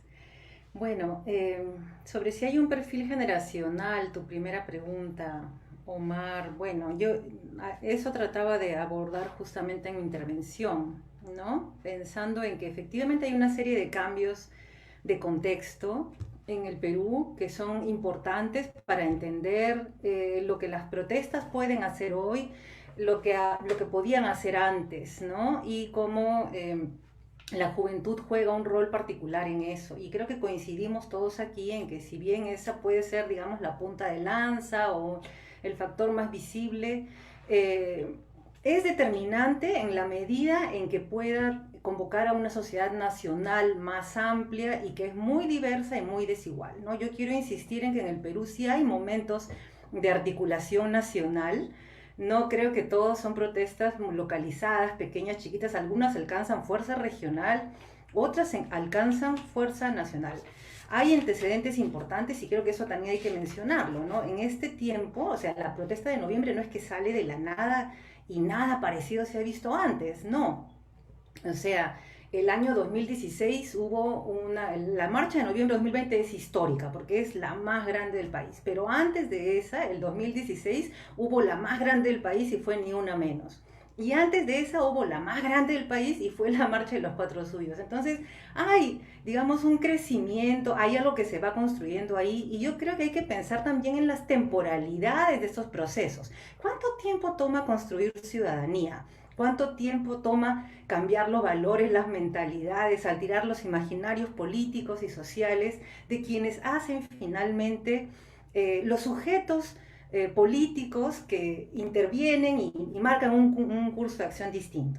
Creo que no hay que pedir resultados tan prontos, ¿no? En el terreno de las movilizaciones sociales no podemos utilizar las mismas digamos, lecturas temporales que para procesos electorales o para partidos, ¿no? Ahí hay otras dinámicas, otras lógicas, y no creo yo que haya que aplicar normativamente la mirada que le echamos a las instituciones políticas, especialmente a los partidos, por más conciencia que tengamos del rol que juegan en el sistema político, ¿no? Pero aquí tenemos otras lógicas, ¿no? Entonces, una cosa que a mí me parece fundamental es la existencia de una, digamos, ahí hay formas de organización que han persistido, impulsadas por jóvenes que se han ido renovando también en el tiempo, pero que configuran una especie de sentido común sobre lo democrático en el Perú, ¿no? Y me refiero al movimiento No a Keiko, ¿no? El movimiento No a Keiko ha sido clave para derrotar al fujimorismo y su intento de regresar al poder por la vía electoral en 3 ocasiones. Y eso ha costado muchísimo trabajo, mucha organización, compromiso, etcétera, ¿no?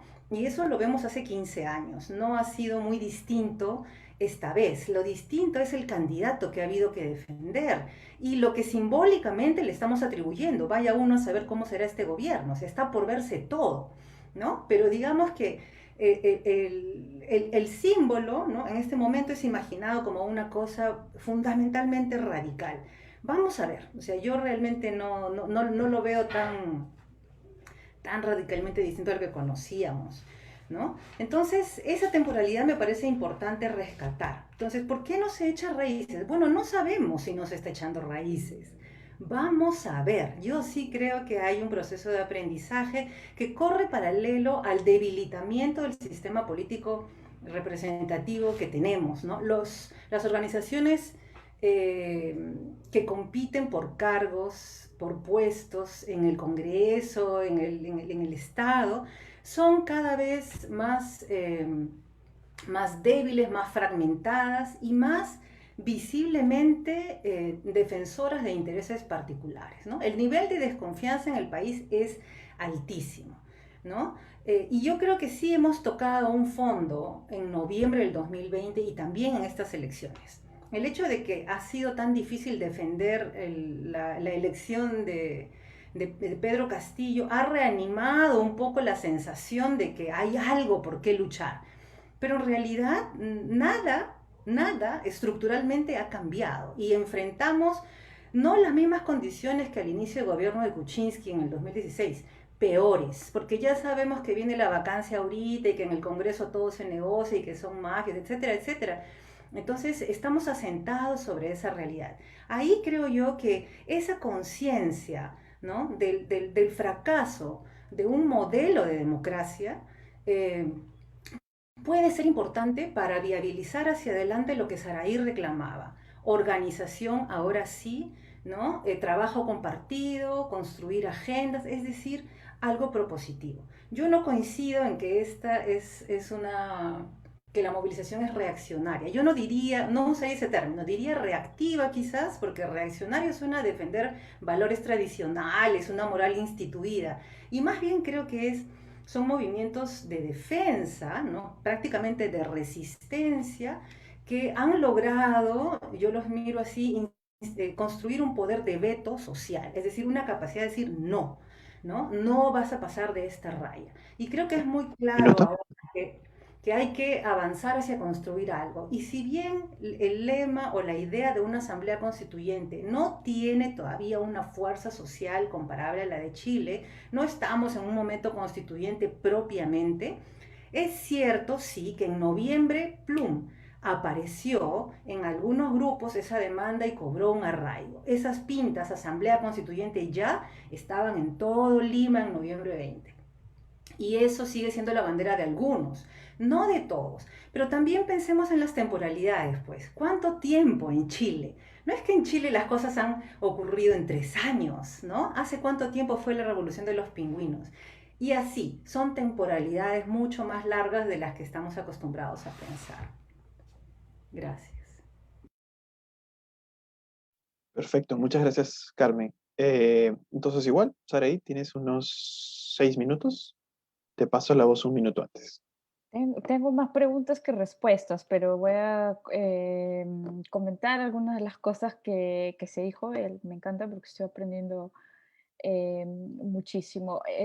Omar, tuviste un comentario de un aspecto que no pude mencionar, que es el que también es una época donde estamos viendo movilizaciones de sectores juveniles conservadores, ¿no? Lo estamos viendo acá, también lo hemos visto en Brasil y también en Argentina. Y es muy importante que caractericemos ambos, uno por lo que está sucediendo, por las agendas que promueven, y ya remitiéndome al caso peruano, del cual Sandra también hacía alusión, y por eso quería también lanzar una pregunta para ella, pero para todos, es cuando Sandra estaba caracterizando, hablaba de quiénes son, ¿no? O de cómo son las movilizaciones, y decía, o también es lo que hemos visto, son de clase media, son educados, o al menos tienen más que educados, tienen acceso a educación privada, son de zonas urbanas, tienen una imagen particular, urbana, criolla, ¿no? Criolla del Perú. Ese es el imaginario que comparte. Y entonces, toda esta caracterización para mí me hace pensar que todavía la etiqueta más fuerte es la que tiene que ver con el sector económico en Perú, que la etaria.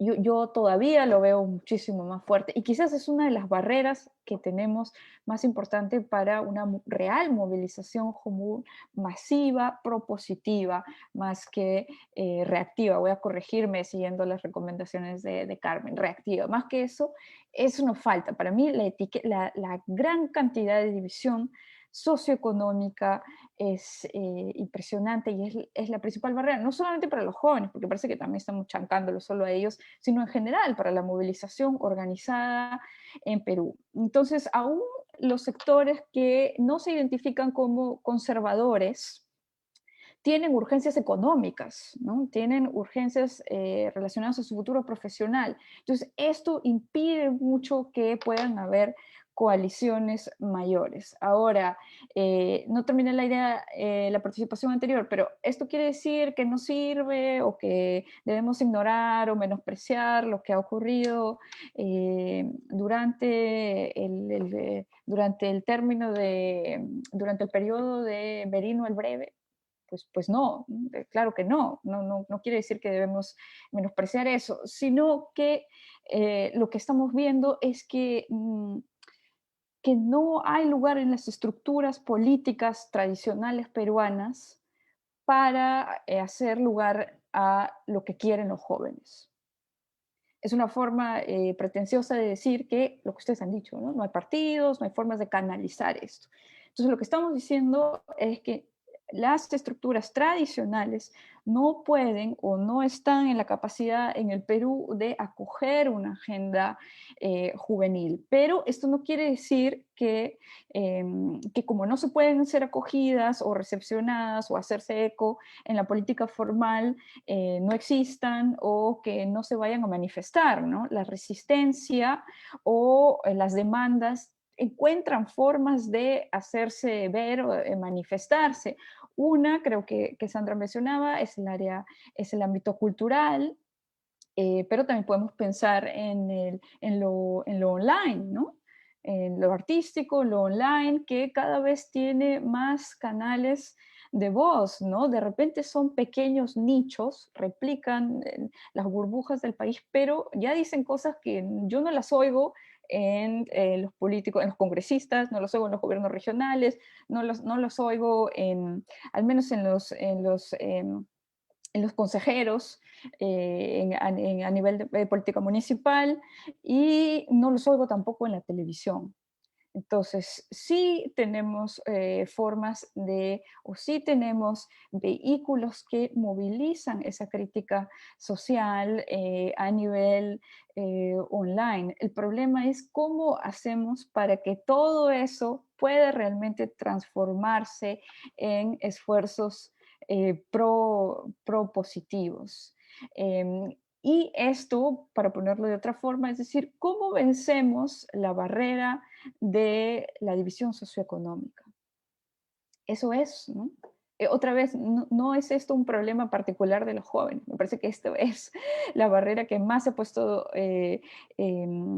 al centro, ¿no?, de la elección política, pero también la crisis de política de los últimos años. No me refiero solamente a la elección ahora de Castillo con Fujimori, pero desde mucho tiempo antes todavía hay este componente socioeconómico, y ustedes también estaban resaltando también un componente étnico fortísimo que todavía no logramos vencer, y que me parece que es esto lo que deberíamos atacar para repensar el país ahora. Gracias. Justo te estaba diciendo 1 minuto y bueno, ya no. Pero bueno, Saray, ahorita pasamos ya, miren, solo quedan unos 15 minutos y en verdad los últimos 3 minutos probablemente van a ser de cierre, y que en estos últimos minutos quería tener una discusión más abierta con ustedes. Y yo sé, Saray, que tú por interno me dijiste que tenías una pregunta específica para Sandra. ¿La podrías repetir? Porque creo que al inicio de tu intervención la mencionaste, pero fuiste explicando más tu punto. Sí, bueno, era en general, lo estaba pensando cuando Sandra describe las movilizaciones, pero creo que Gonzalo y Carmen también han tocado eso, ¿no? Que sobre la descripción que hace Sandra de las movilizaciones nos refleja que la etiqueta de la clase es más fuerte que aquella etaria, ¿no? Entonces era una forma de decir o de saber si es que el resto de panelistas coincidían con ello, ¿no? Ok.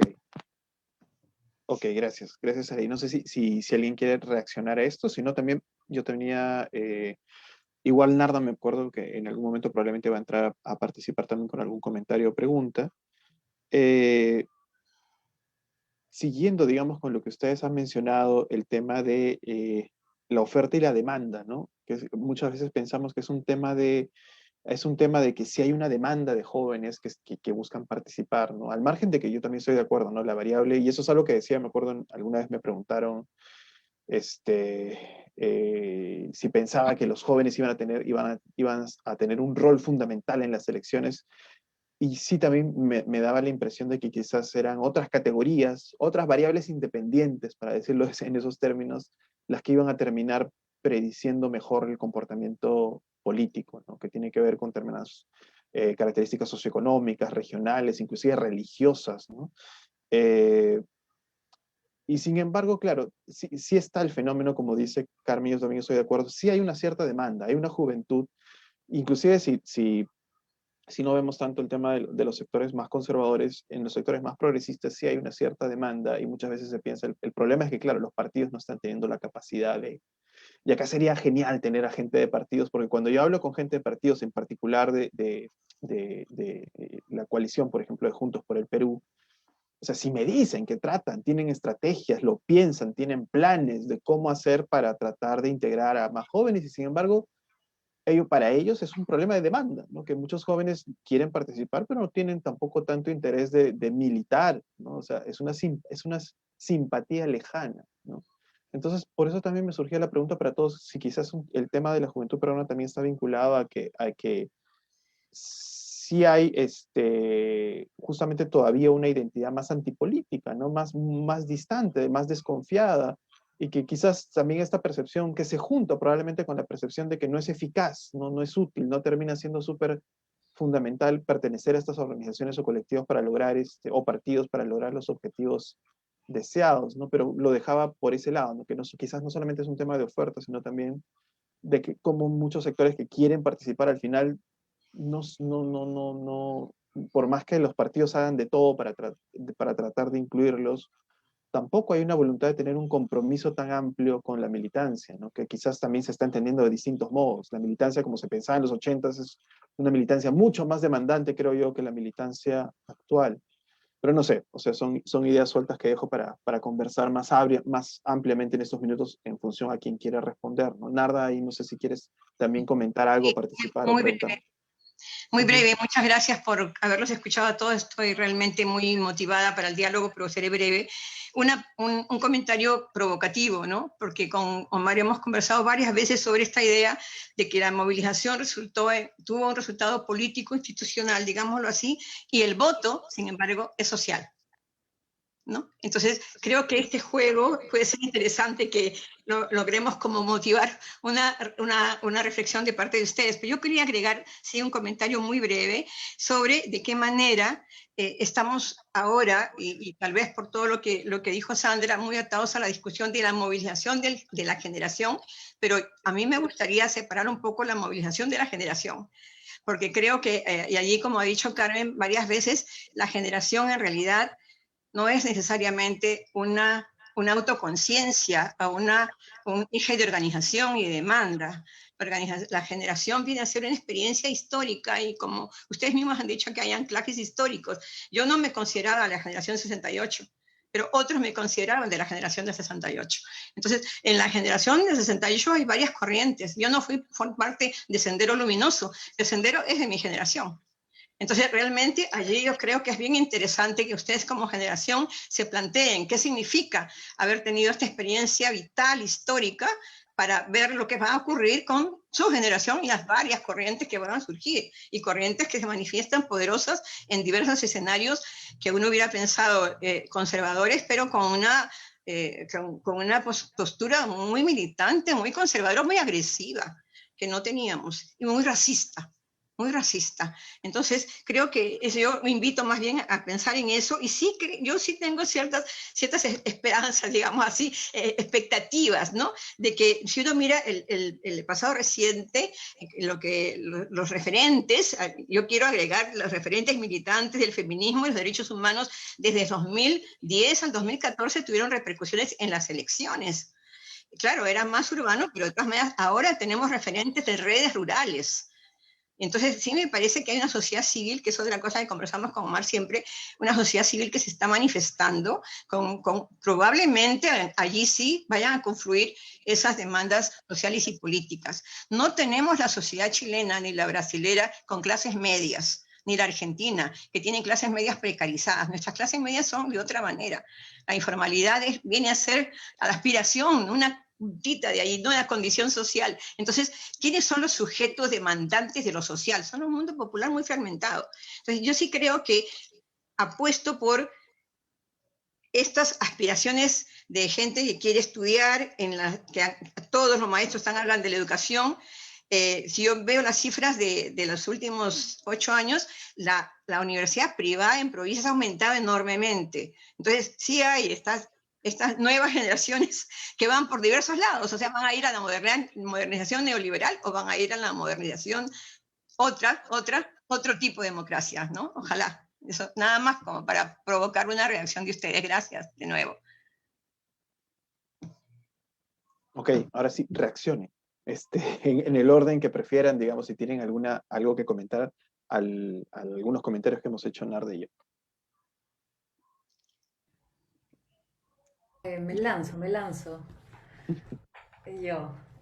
Bueno, yo no estoy segura de que los partidos, o sea, yo siempre digo que no hay partidos en el sentido estricto del término, no hay partidos, no hay militancia, no hay ideología, no hay idearios, no hay pues esas estructuras, ¿no? Entonces creo que el rechazo a esa forma de hacer política electoral es muy antiguo. En la marcha de los Cuatro Suyos todo el mundo le decía a los que venían a marchar de los partidos, váyanse atrás, ¿no? O sea, ese rechazo existe hace mucho tiempo, hace 30 años. Fujimori fue elegido precisamente como muestra del rechazo a los partidos. Así de vieja es, ¿no?, el antipartido político en el Perú, 30 años, ¿no?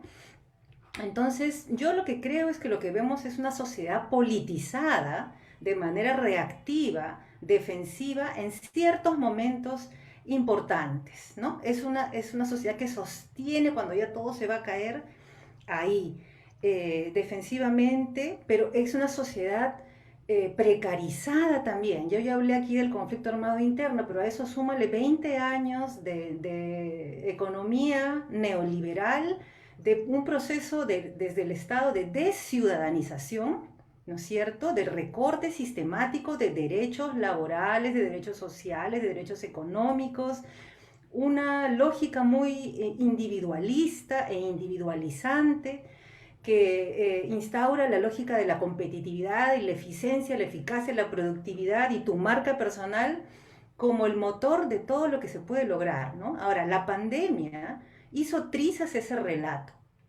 Eso creo que es determinante, ¿no? Y eso es, creo, lo que inspira la sensación en mucha gente, pero no en toda todavía, de que necesitamos movernos hacia otra cosa. Y como Chile está al costado, ¿no?, refundando el país, entonces eso genera también, digamos, una idea de que el cambio es posible, ¿no? Ahora, sobre lo que comentaba Narda, la cuestión del voto es social. Mira, yo nunca lo he visto así, ¿no? Más bien, creo que lo que tenemos es una cosa bien interesante que corre paralela a los procesos electorales, que son más bien las elecciones, tal como ocurren ahora, tienen una lógica individualizante y que separa a la gente. El voto secreto, anónimo, individual, que no se lo digas a nadie, etcétera, ¿no? Es, digamos, la idea del sujeto político individuo, uno, ¿no? Más bien la protesta en la calle, ese espacio de encuentro, es la forja de una colectividad que, como he querido resaltar en mi intervención, toma tiempo construir, ¿no? Construir nuevas identidades, vínculos, formas de arraigo, inventar organización, inventar lógicas que puedan construir militancias más adelante, sin replicar los vicios que se detestan, los liderazgos caudillistas, los partidos con nombre propio, las familias enquistadas ahí, ¿no?, los cacicazgos y gamonalismos partidarios que siguen existiendo. Creo que todo eso genera una aversión, pero que no se ha tomado en serio la idea de refundar. Ese es el gran reto, pues, ¿no? Ese es el gran reto, y a ver hasta dónde da lo que tenemos ahora, ¿no? Y yo me refería al voto de ahora, no al voto en general, ¿sí? Al resultado electoral, sí. En esto me parece más interesante la defensa del voto, la defensa del voto mayoritario, que el voto en sí mismo, que queda bien reflejado en la primera vuelta, Narda, ¿no? Donde la mayoría votó por nadie, viciado y nulo, ¿no? Ese fue el ganador nítido, pero es la pelea por defender el voto en segunda vuelta el que creo que hace una diferencia bien importante.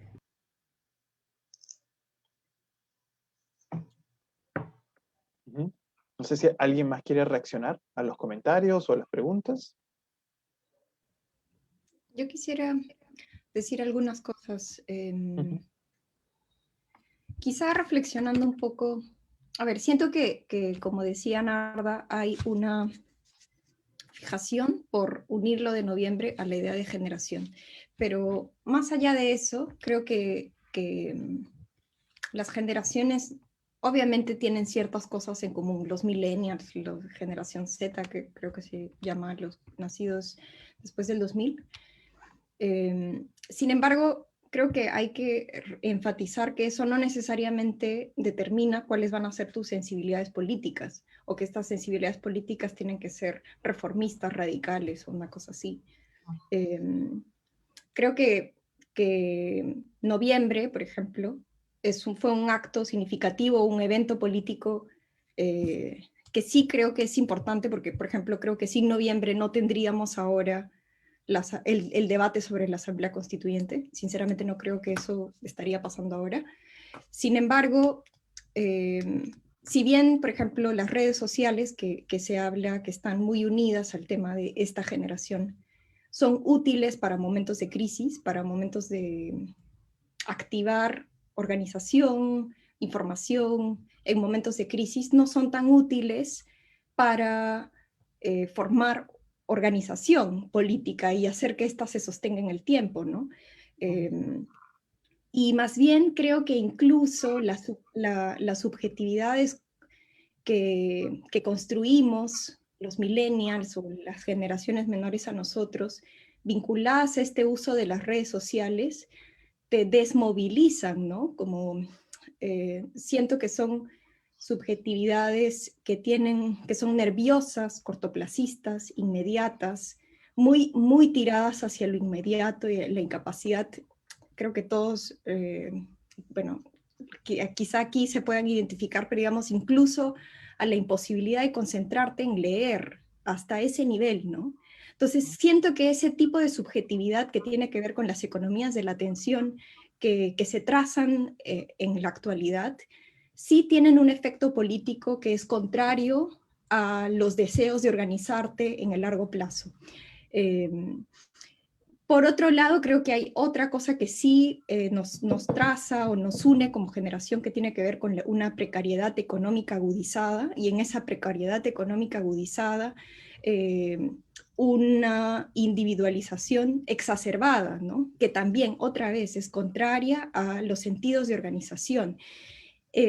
Había una de las pancartas que se mostró en noviembre, decía: siempre deprimidos, nunca oprimidos, o quizá estaba al revés, que creo que marca muy bien como las subjetividades que se están construyendo en esta generación, que tienen que ver con lo que acabo de decir, la precariedad económica, pero también esta forma en la que nos estamos invested como en esta economía de la atención, ¿no? Que no es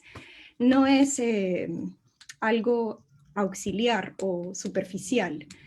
Entonces, por eso, cuando yo hablaba en mi participación anterior sobre la importancia de anclarse a lo histórico, siento que si queremos construir movimientos, si queremos construir organización que se sostenga en el futuro, es importante hacer ese anclaje histórico, ¿no? Porque creo que te permite territorializarte, porque siento que esta generación está muy desterritorializada en algún sentido.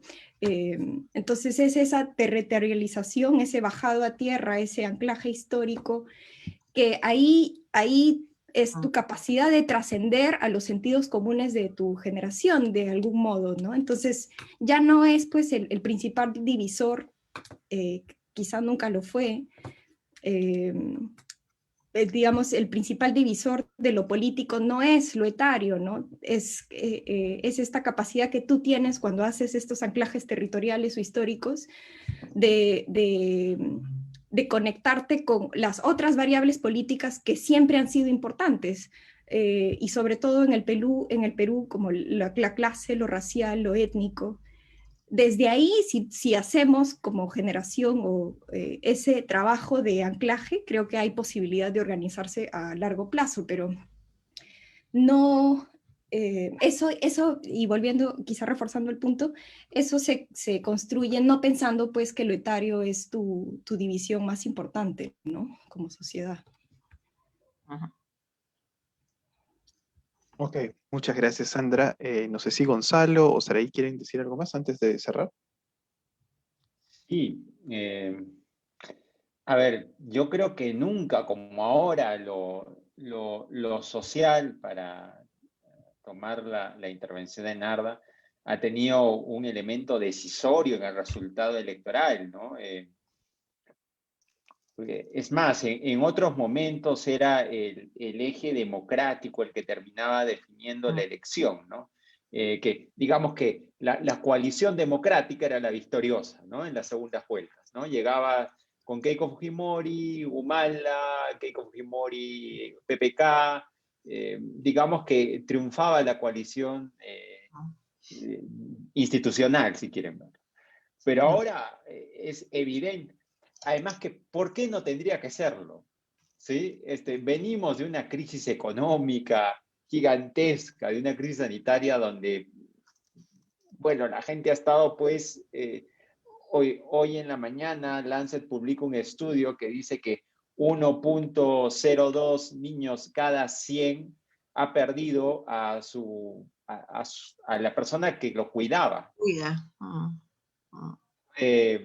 Entonces, en ese sentido, ¿cómo lo social no iba a ser importante en esta elección? Hoy, evidentemente iba a ser importante porque hay un Perú que ya se estaba desbordando y que venía tocando la puerta todo el tiempo, ¿no? Pero ahora evidentemente, pues con un maestro de escuela rural y hay algo que no podemos pasar por desapercibido, aunque no sea materia de este conversatorio, que es que Perú Libre, con todas las críticas que se pueda hacer, es el primer movimiento regional que se convierte en partido político y llega a ser presidente de la República a un maestro de escuela rural. Eso bajo ningún punto de vista era completamente analizable en febrero o en enero. A ningún politólogo se le hubiera ocurrido eso, ¿no? Todos estaban pensando aquí, bueno, ¿cómo va a ser Acción Popular? Y si llega Verónica Mendoza, las coaliciones, sí. Pero a todos se les pasó que el elemento territorial era básico en política. Entonces tú mezclas el componente territorial, la crisis política, la crisis sanitaria, el voto que ya se había manifestado con Humala, con Verónica Mendoza, con Humala 2006, 2011, y lo que tienes es pues este caleidoscopio que forma este voto social que yo creo que se ha manifestado de esa manera. Entonces, sí creo que se ha defendido. Este voto no es que simplemente se lo dio por hecho y ya está, ¿no?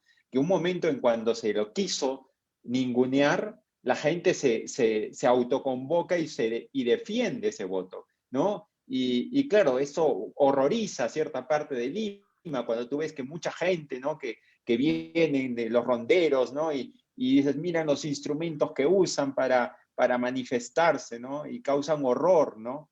En Lima, ¿no?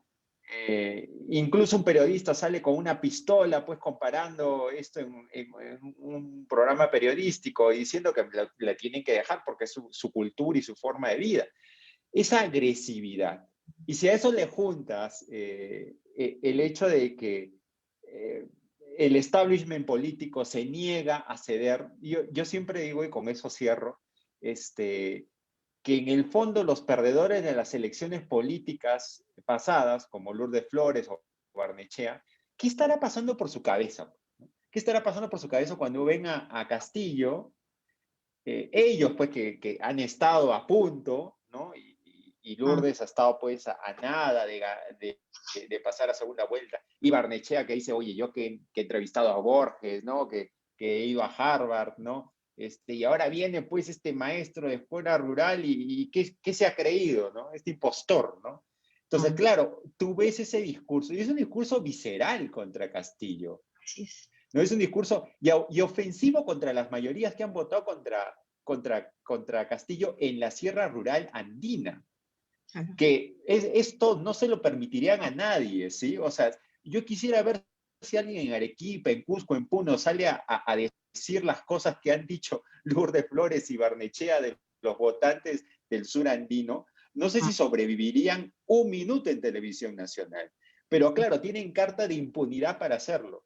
Por eso digo que sí ha sido, y para tomar la afirmación de Narda, sí ha sido un voto social. Y ha sido un voto que ha defendido mucho el componente social y el componente, ese clivaje ha estado muy, muy, muy activo, y el clivaje económico también, ¿no? El clivaje del que ha sido afectado, 50% más de pobres de un año al otro. Claro, si quitamos eso, pues tampoco no se entiende la elección de Castillo, no se entiende, ¿no?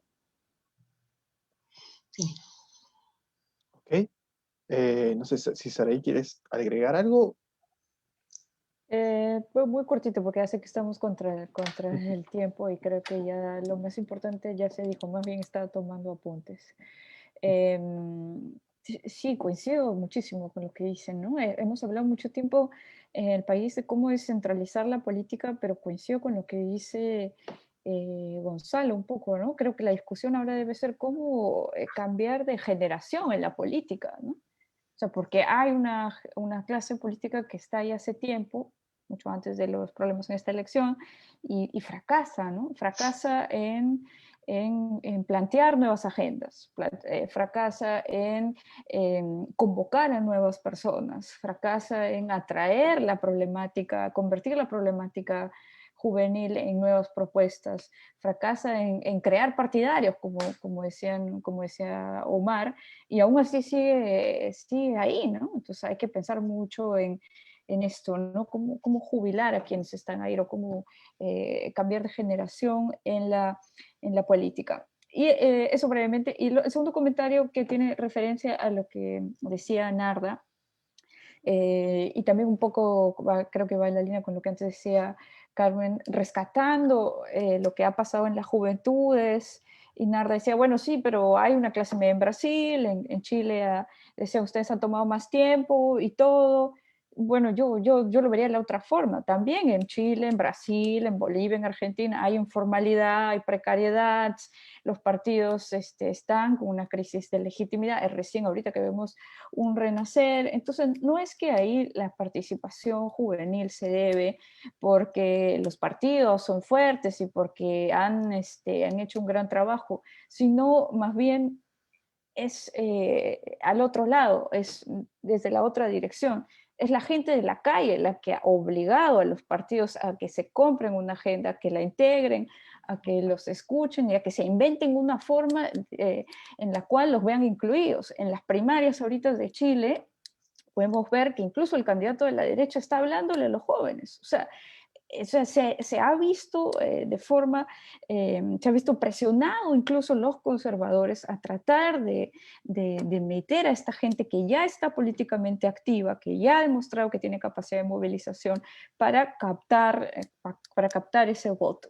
Entonces sí, hay unas quejas que creo que compartimos todos sobre la crisis política de partidos políticos en el Perú, pero eso no es suficiente para decir por qué los jóvenes no se movilizan más, ¿no?